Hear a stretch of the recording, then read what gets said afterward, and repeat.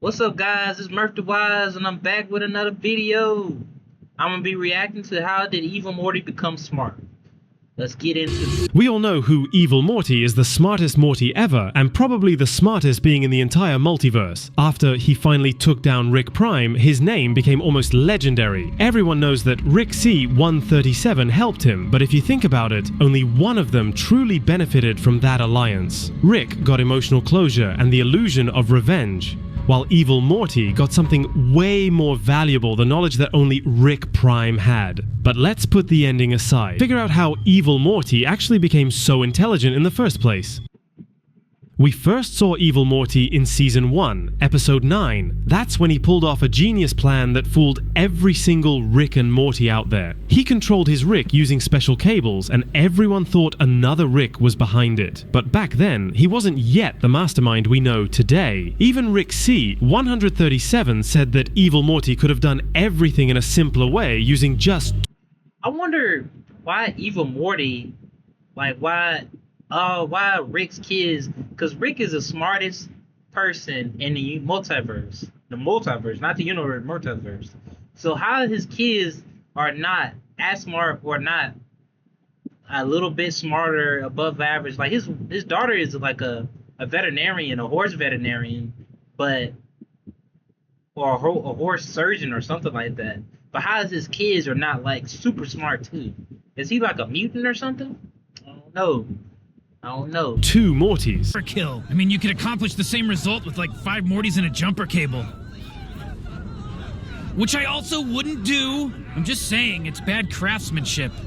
That means, at that point, Rick was still smarter than him. But that episode showed Evil Morty's most important trait, his ability to learn. He didn't give up after losing. He started collecting knowledge. We know that he downloaded memories and intelligence from defeated Ricks, slowly boosting his own mind. Over time, he began to understand the universe even better than most Ricks ever could. By the time we get to Season 3, Episode 7, Evil Morty is completely different. He becomes the president of the Citadel of Ricks, the very place where Mortys were once treated as nothing. Ironically, now it's a Morty ruling over thousands of Ricks. At this point, Evil Morty isn't just smart, he's a strategist, someone who can plan years ahead. And his rise to power in the Citadel wasn't just politics, it was the first step toward freeing himself from the system built by Ricks. He didn't want to be anyone's tool anymore. That's where his real journey toward becoming a genius beyond control truly began. After Evil Morty became president of the Citadel, he finally gained power.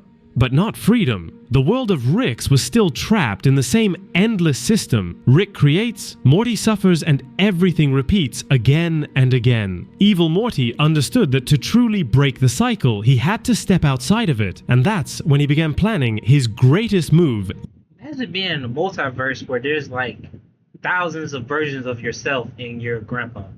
That's crazy. Yet, sometime later in Season 7, he shows up again, but this time not as an enemy, but as an ally. He joins forces with Rick C-137. Two of the smartest beings in the multiverse finally came together, realizing that together they could do something no one else ever could destroy Rick Prime. But if you look closer, things aren't that simple. Rick C-137 wanted Prime gone to get revenge and finally close an old wound. Evil Morty, on the other hand, wanted Prime's knowledge proof that he's smarter than everyone else. Rick is still driven by emotions, by pain and guilt. Evil Morty already went through that and gave up his feelings for the sake of pure logic. Still, the biggest question remains, why Rick C-137? There are thousands of Ricks across the multiverse, and many of them also hunted Prime. The answer is that this Rick is the only one who ever truly respected his Morty. He saw him as a person, not a sidekick or a tool. Evil Morty knew that, and that's why he chose him. In Rick C-137, he saw a reflection of himself, tired, broken, but still capable of empathy. Of course,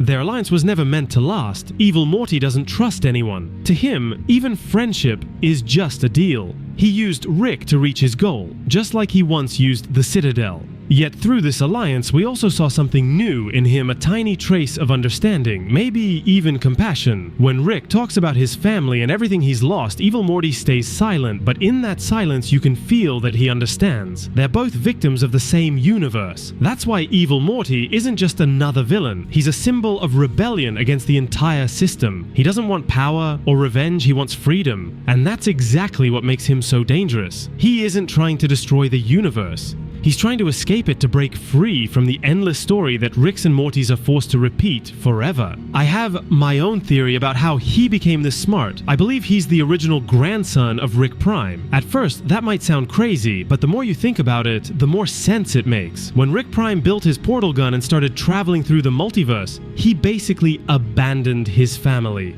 Obsessed with revenge and science, he stopped being human, he stopped feeling anything. Never did it. Imagine going anywhere, anytime with nobody able to stop you. Sounds lonely. Lonely? Dude, you have yourself, your infinite selves. But what if, in the universe he left behind, there was still a Morty, the one Rick Prime abandoned? What if that Morty grew up alone and became the evil Morty we know today? Then, everything starts to fit. Rick leaves, and his Morty grows up without a mentor, but with the same genius in his blood. The smartest man in the universe disappears, and the title slowly passes on to the child he left behind. Without guidance, without limits, that Morty starts to evolve on his own, learning, adapting, becoming something far greater than anyone expected. That's how Evil Morty was born. He doesn't just copy the Ricks, he becomes their opposite. While Ricks prove their superiority through control, Morty proves his through freedom. He learns not just science, but the system. That's a good theory. I just said that. Like, how is his children not as smart or just as, or have a mass amount of intelligence like he does? Like, how are you that smart and your children are not that smart? But that kind of makes sense. That theory is that Evil Morty is the original Morty, and that's why he's so smart. It could be. And what happened if all the other original family members, like his mom and his sister, are just that smart as Evil Morty? That's a theory.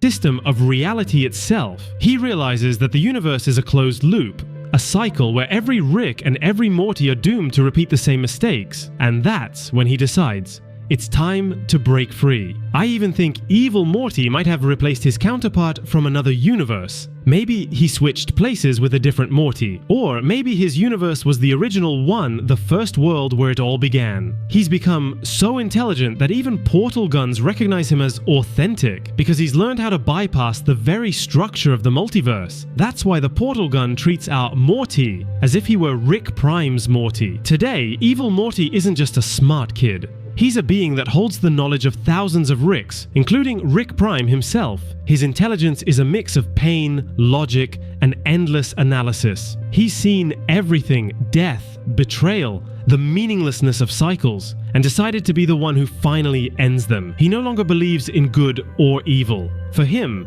there's only one goal left: to escape the story that keeps repeating forever. It's almost like he's turning into a new Rick Prime. And that leaves us with the biggest question: what happens next? And Kubik was with you. Don't forget to subscribe. Alright guys, like and subscribe to my video. It's Mirth the Wise, and I'm out.